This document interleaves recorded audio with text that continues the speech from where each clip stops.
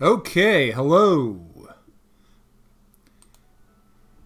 It's me, Stupid Private. We are doing another video game live stream, playing Final Fantasy XIV again. Hell no, we ain't doing that. Hopefully, I have fixed the audio problem from the last stream where the audio was way too loud. So, you will be able to enjoy my incisive commentary on video games and not have me drowned out by ambient video game sounds. I also thought it would be a good idea to try this at a time that isn't like super late, so maybe a couple more people will be able to catch the stream.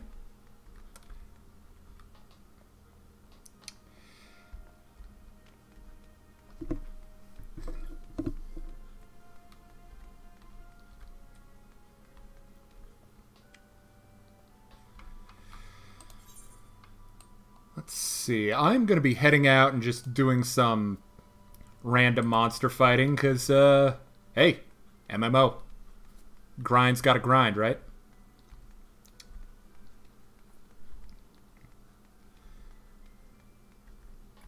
I know there's a fast travel system, but you know what? I like sprinting.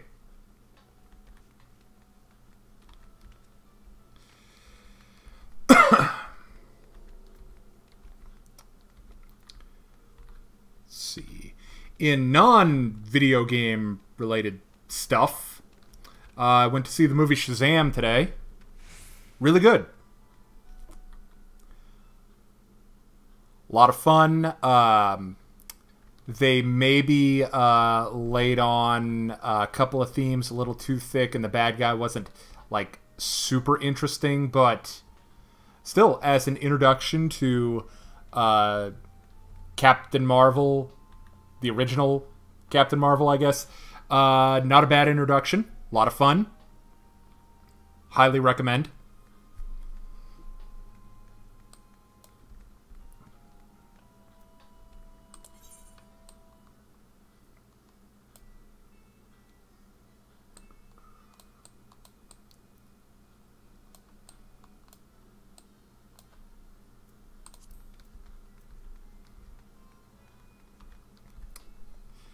One of the mechanics I kind of can't get used to in FF14 is the idea of rest zones. Basically, those are areas that you rest in, and it's kind of like the well-rested bonus in the Fallout series, where if you're well-rested, you get more XP. I guess the reason I can't get used to it is you get bonuses and your gauge, I guess, fills if you're in a rest zone, even if you're logged out. So what you do is you go to like a tavern or something and you log out, and this fills your rest gauge, so all your running around will actually achieve something. Okay, let me summon my Carbuncle from the Infinite Void, or wherever he lives.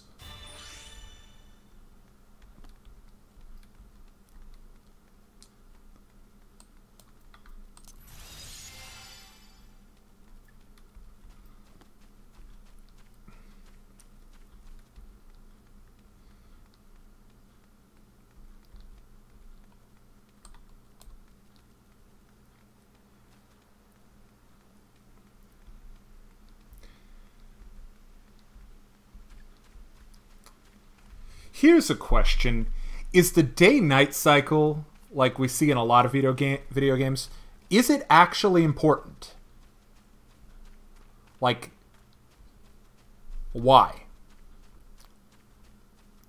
So, it's one of those things where I guess if you're going to do something with it, then maybe day-night cycle is actually a good idea. But if you're not going to do anything with it, like if you're not going to have like different enemies or something, anything, then maybe just, we don't need it. Like, is it more immersive I don't really know that it is.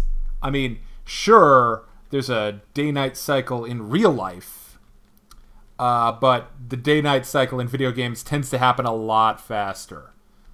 It's like day is not like 5 minutes, you know?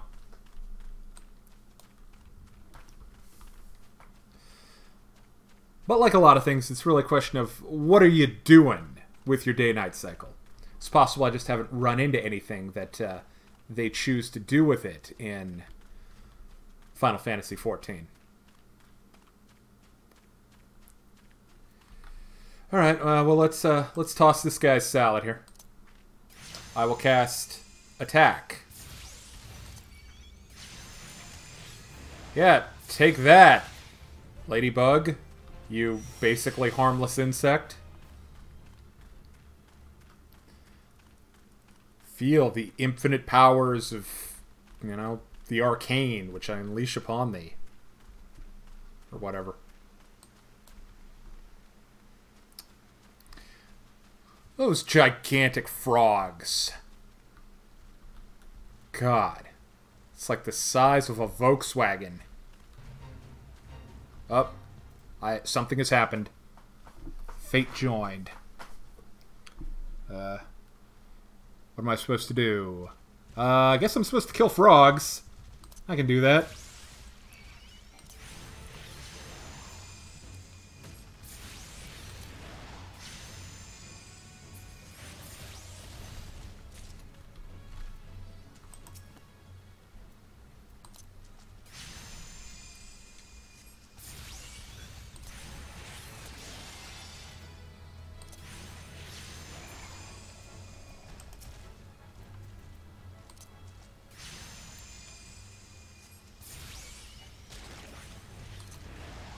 I like the fact that they have the tongue attack.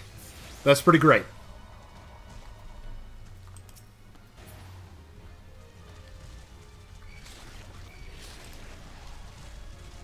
Well, okay, I think I may be in trouble here.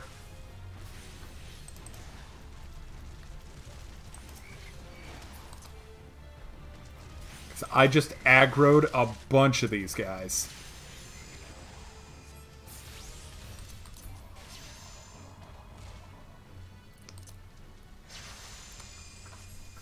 Let's do some health recovery real quick.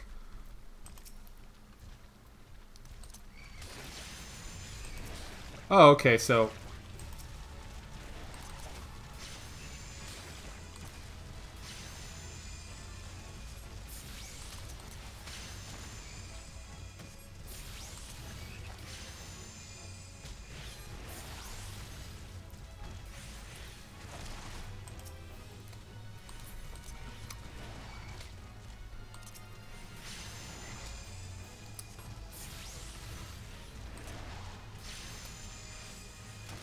Killed by frogs. What a way to go.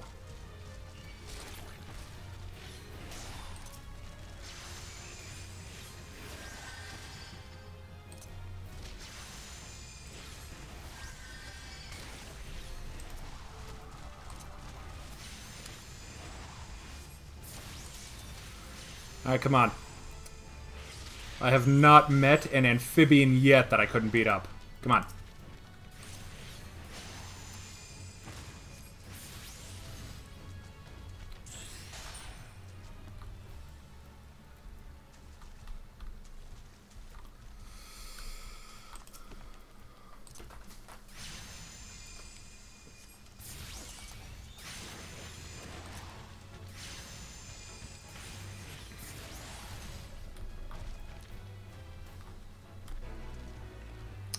Sweet! Success! Mission accomplished.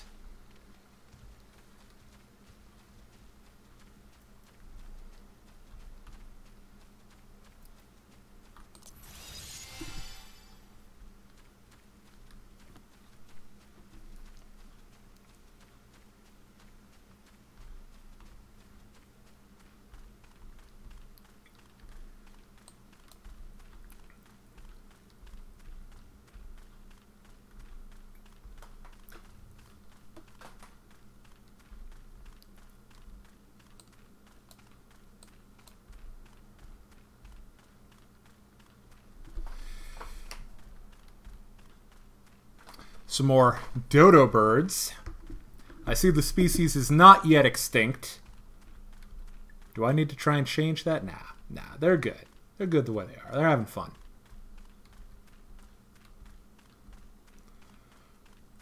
Red rooster stand. I'm going to walk around. If I don't see a single red rooster... Well, that's close enough. Alright, the name can stay.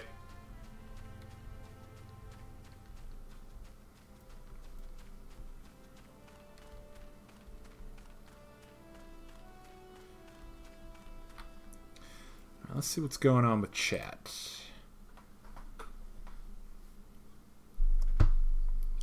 So we got a few of you out here. Let's see. Well, it's not like the day-night cycle from Castlevania 2. That took a long time to switch. Let's see. Maybe some creatures become available during the night, like FF12. Yeah, Footman.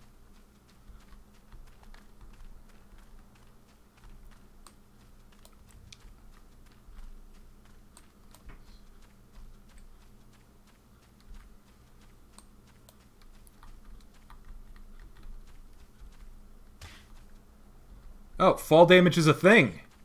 That's good. That's good.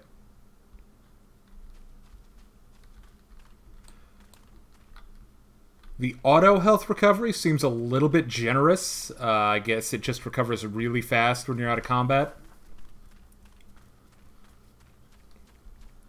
I guess if you're doing that kind of game, where combat is really the dangerous part and managing your health between like fights is not that big of a deal, maybe it's okay.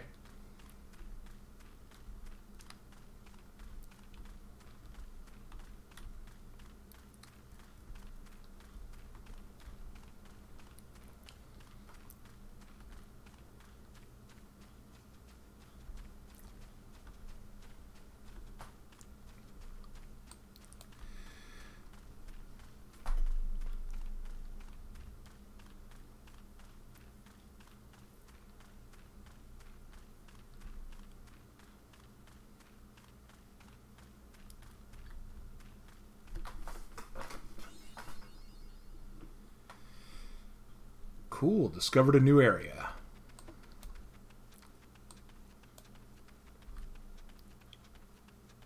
Level 30. I think I've walked into an area that's, it needs to wait for a while. Just gonna nope on out of here.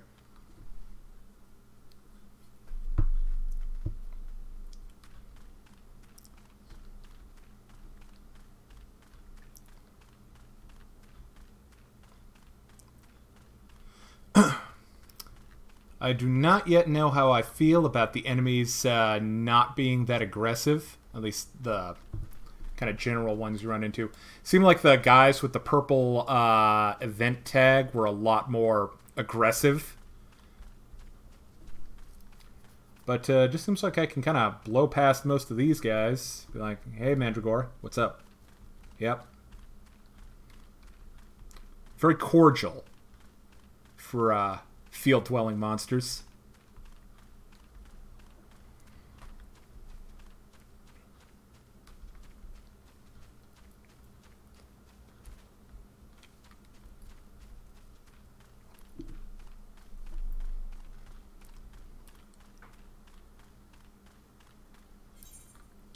Let's see, would you like to go?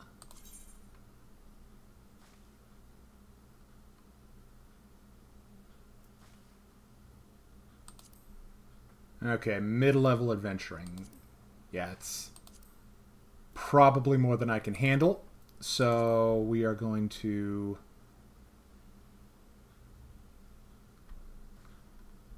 just stay in this area.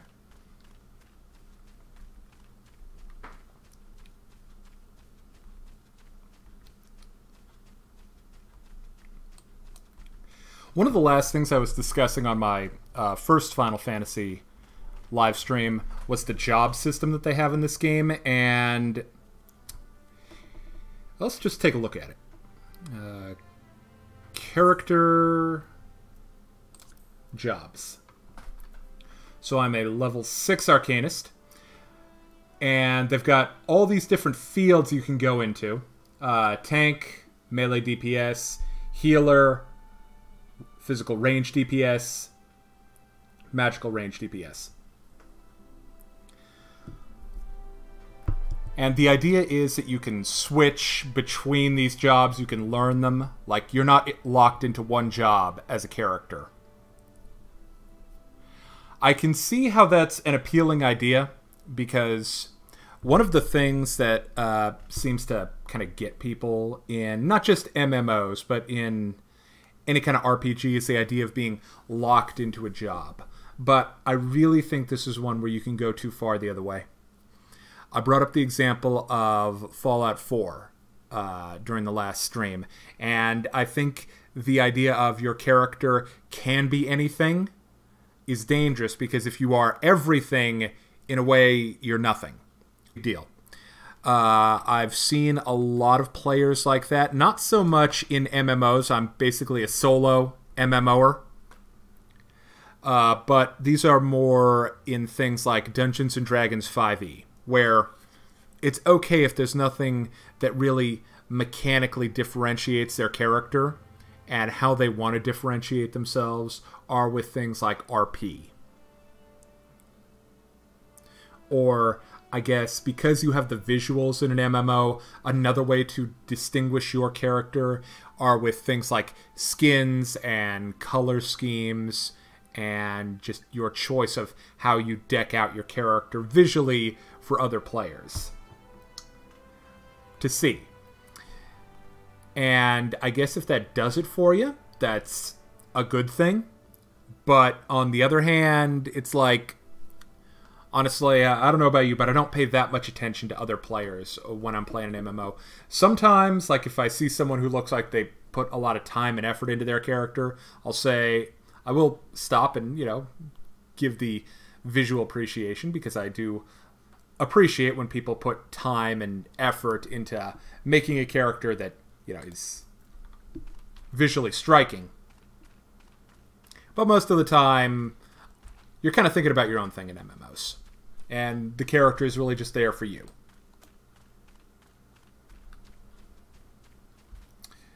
And they will still not let me jump over fire. Come on, FF14, let me live dangerous. Wind Spirit, Wind Sprite.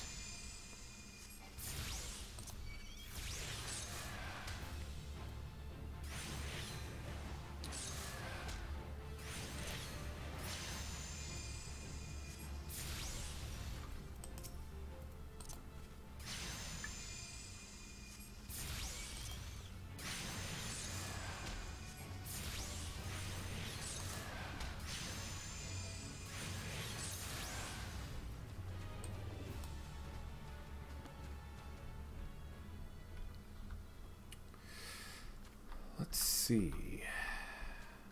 Nope. They will not allow me to jump off a cliff.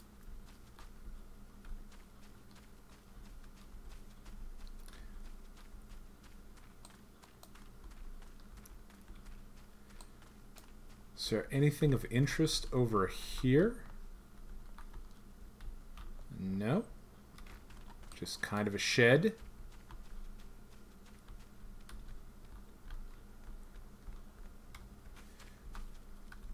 Bunch of rocks.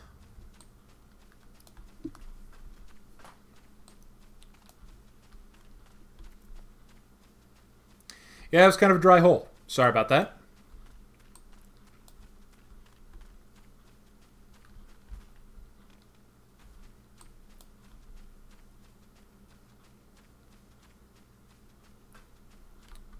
Let's pull up the map again.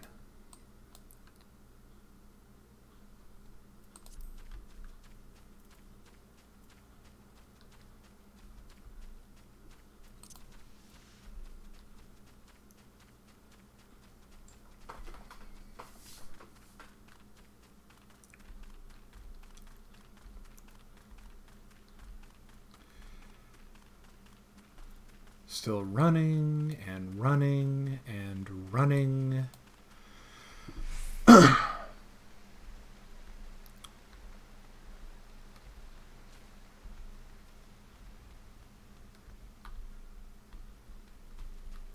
Oh, hey, neat.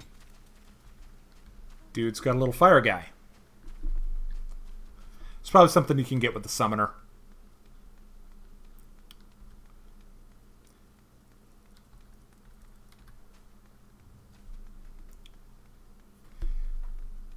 It's a shame you don't feel as... I'm sure you're not as powerful as like the summoner Yuna in Final Fantasy X, where you could get the Aeons that were just like super amazing. Now that was a summoner.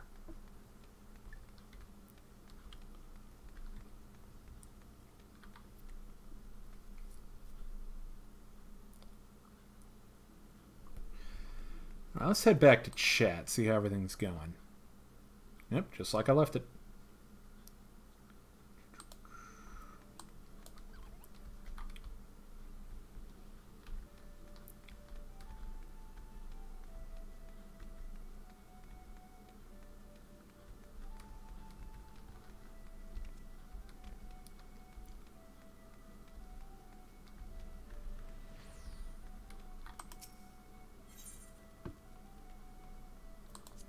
No, not going to use the fast travel. I will find my way by myself.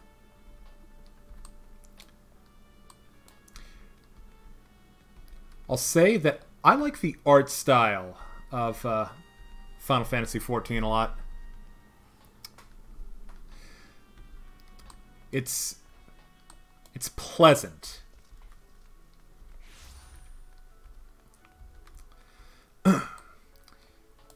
You know, they go to a lot of effort to make things... This seems like a nice fantasy world, you know?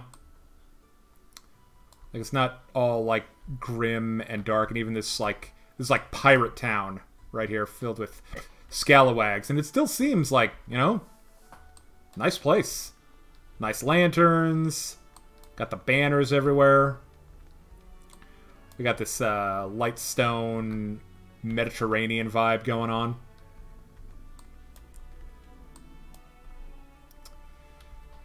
Definitely don't undersell art direction and art design in any game, any kind of visual media really, but as far as video games go, strong art direction and knowing what you're putting on screen, that really adds to the appeal of a game.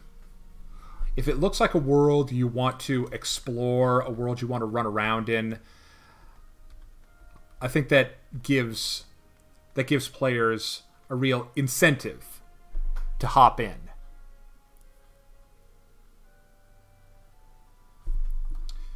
And what do we got going on here?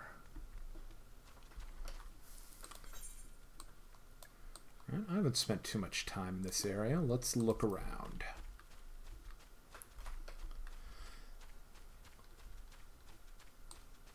Like I mentioned last stream, if you take the MMO player Bartel test, it gives you the 4 type of MMO players. I'm definitely an explorer.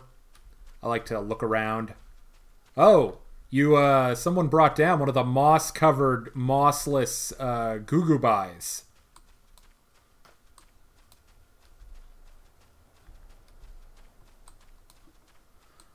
I'm not really sure how sporting that is. Oh, that's just nonsense. Flying fish. Oh, we're just gonna hover above the... Are they fish? They sure look like fish. Let's kill one and find out.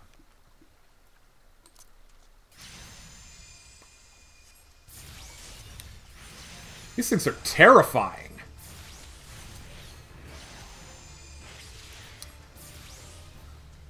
Fish that are no longer constrained by gravity and the need to be in water. Oh, hey, some goblins. I've encountered a goblin camp. I'm just going to keep walking.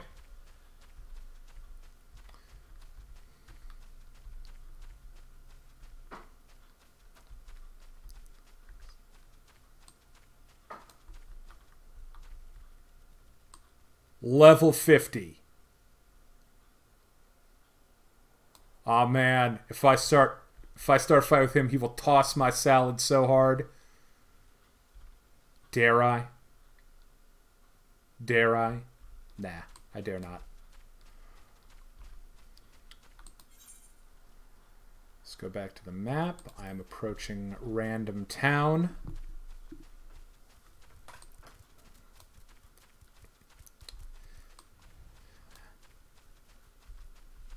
So after I get done with this live stream, I'm going to go back to doing video game work for you guys. Or not video game, video work for you guys. The new video that I'm putting together is sort of an introduction to a concept I've mentioned before called Dragon Ball Z syndrome. Basically, it's the fact that in a long enough running like action show, you end up having to fight bigger and bigger dudes, and it's unsustainable. And I'm going to lay out my feelings on that and why, and give some examples. Originally, I was going to do a video about Ruby and how the show has changed.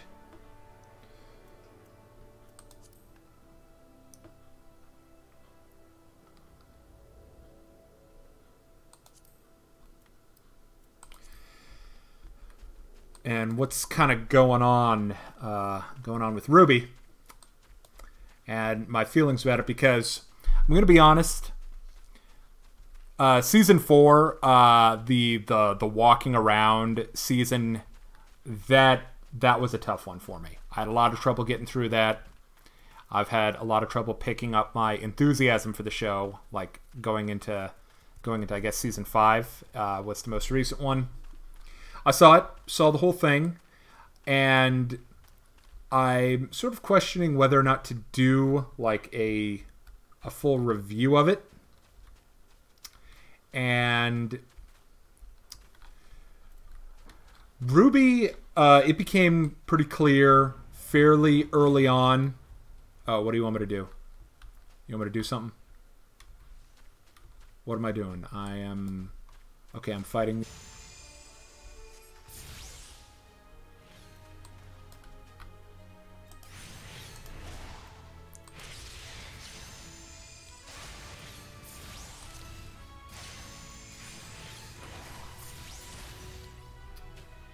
Haha, take that, brigand.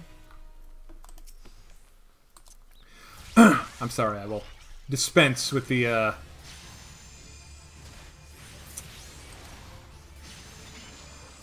dispense with the, old-timey talk.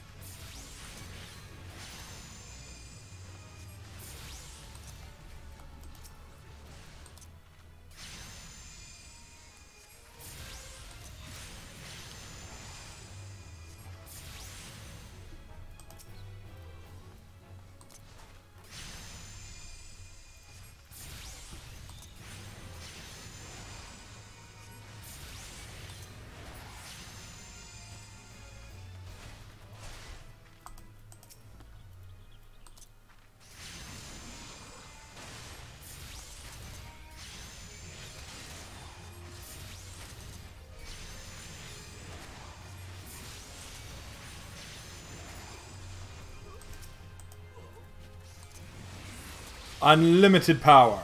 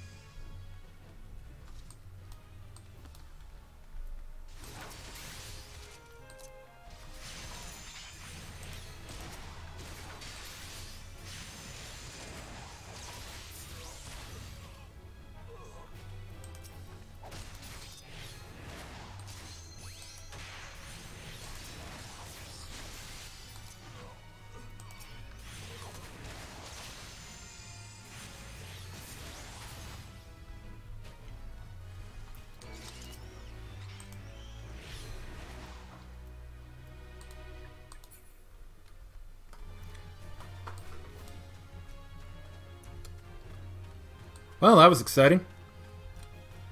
Okay, so back to Ruby. Season 5 was... It was okay, I guess is the way I would describe it. Didn't blow my mind. It wasn't like... I didn't think it was bad. But it just... It felt kind of lackluster, honestly.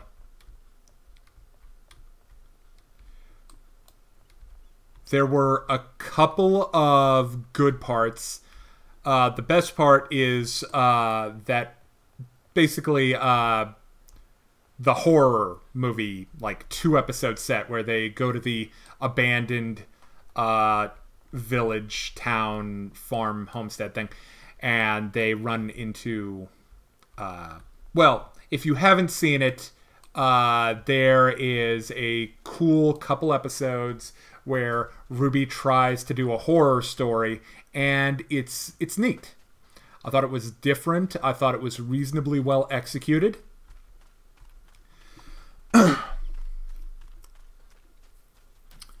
But other than that high point,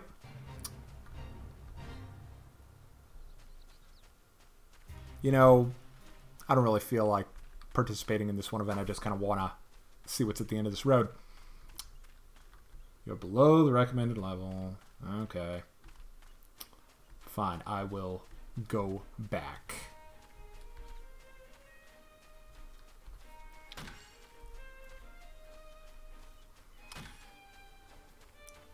So, anyway.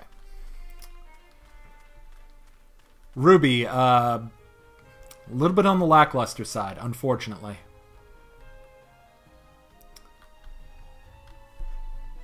I have some ideas why, and I will put those into a video at some point.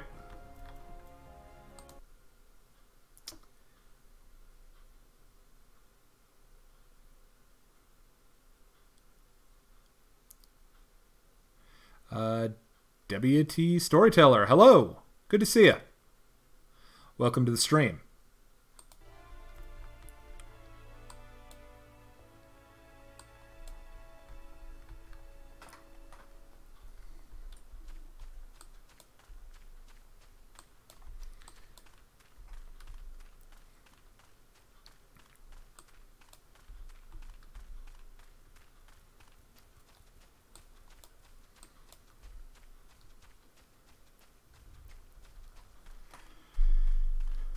One of my friends who I play D&D with, he used to watch Ruby, and he kind of dropped, I think, either Season 3 or Season 4. And his comment was that it got really predictable.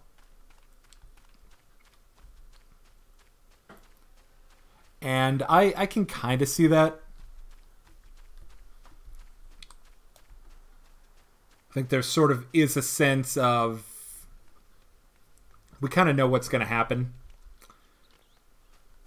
Part of that might be due to the fact that Ruby is, in a sense, guided by the fans. So what the fans want to happen is more likely to happen. That was kind of an interesting spot. I wonder what's down here. We got some bogey.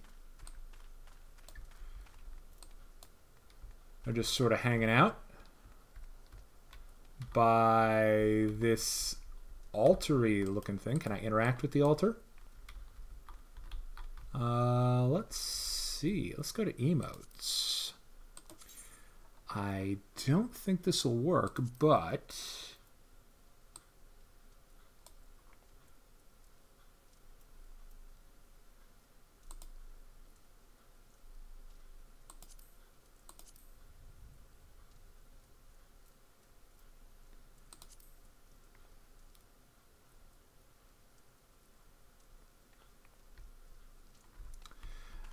no, it didn't do anything.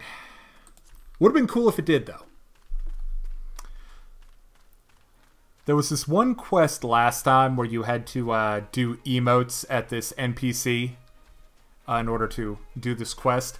I thought that was a cool idea. Not enough games take advantage of emotes.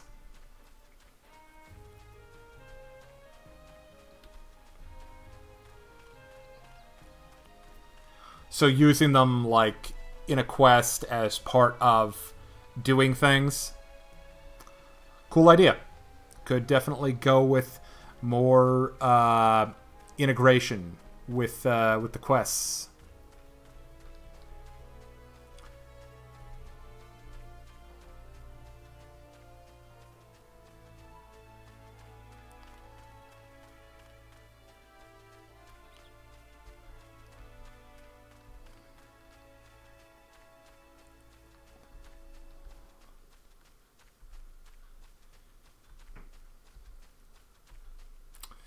Bunch more wharf rats over here.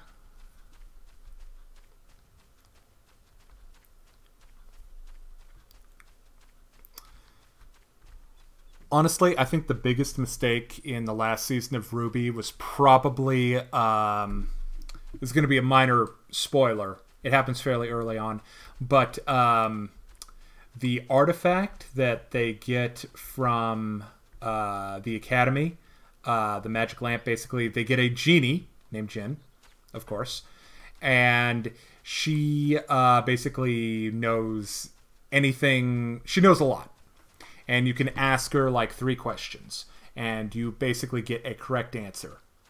I think that was a mistake. I think that when you're doing a story, one of the most important elements that you have are things like unreliable narrator and the fact that a character giving you information is giving it to you from their perspective.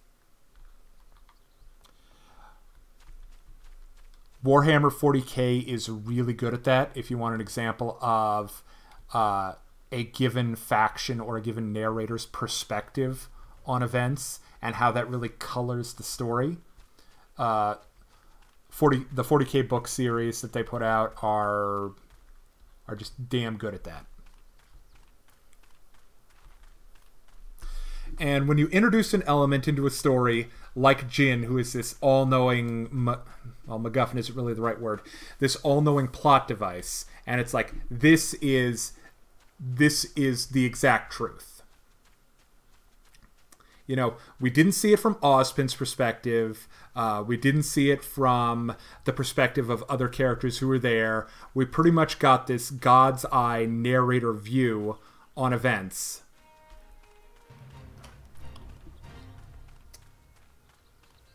I just gotta kill some sheep. I guess I could kill some sheep.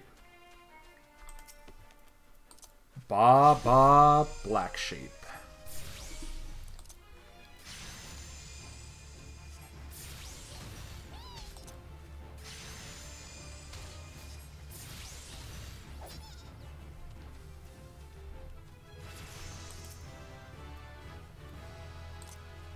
I like that they kept the Final Fantasy level up sound.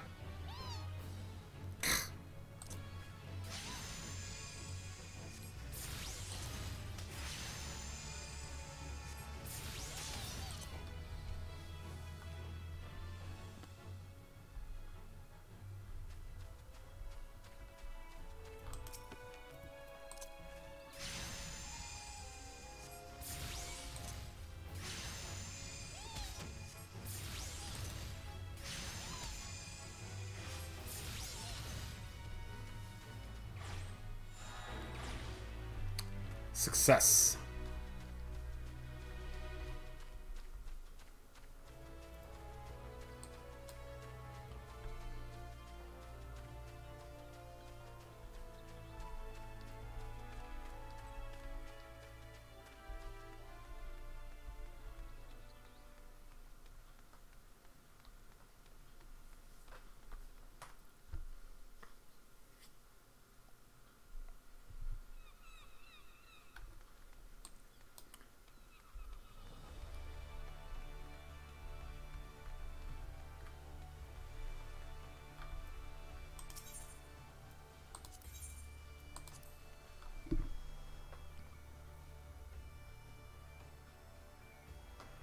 Right, trying to do things properly, entering a sanctuary. It's been about 50 minutes, so gonna call the stream here. Thank you for watching, everybody.